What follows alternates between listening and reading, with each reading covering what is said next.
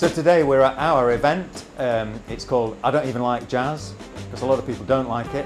So we're playing jazz on really cool analog sound equipment all day here in Saltas and over the road in Coin. There were a lot of music cafes pre-World War II, but particularly I think with the occupation by American forces of Japan after the Second World War, you were getting these records coming in through various channels, and some entrepreneurial guys in Japan opened these cafes that were dedicated not just to music, but actually to the listening of jazz music.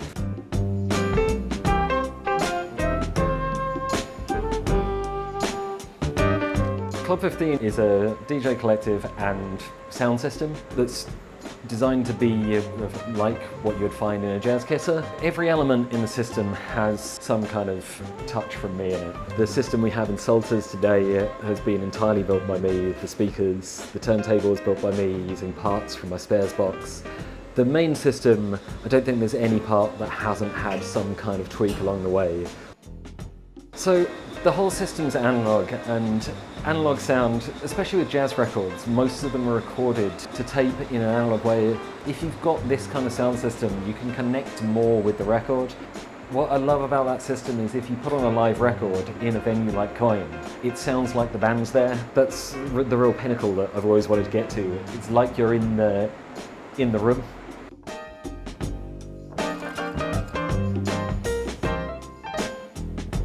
We're going to have a listening event this evening with a couple of guests. We're going to have a reel-to-reel listening experience as well with Neil Innes from ATA record label, All Things Analog. He's going to play a mix off the reel-to-reel of a new album that nobody's heard before, and we're going to hear it like as close to live music as you can get.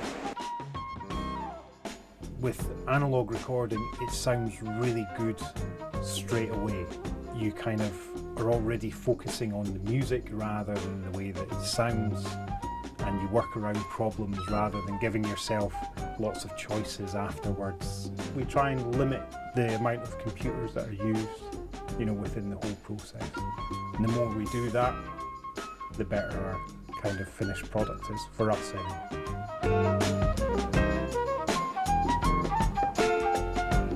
And then Philip Arneal, the photographer, he's going to present a section of the evening where he's going to play some records and he's going to tell us about the Japanese Jazz Kissa culture.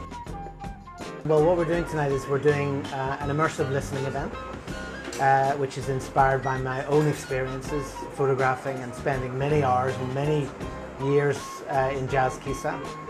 The project was published as a book called Tokyo Jazz Prints by Calder Valley in Germany, and more recently has been published in Japan.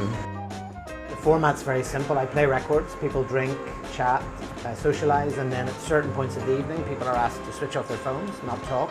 I'll introduce a track that I've chosen specifically, I'll link it to an experience or a Jazz Kissa that I've photographed and visited, and then we listen simply in silence. It's just sitting quietly, concentrated fashion and listening to a record, which is something that I think we don't really do anymore, except perhaps if you go to the Jazz Kissa of Japan.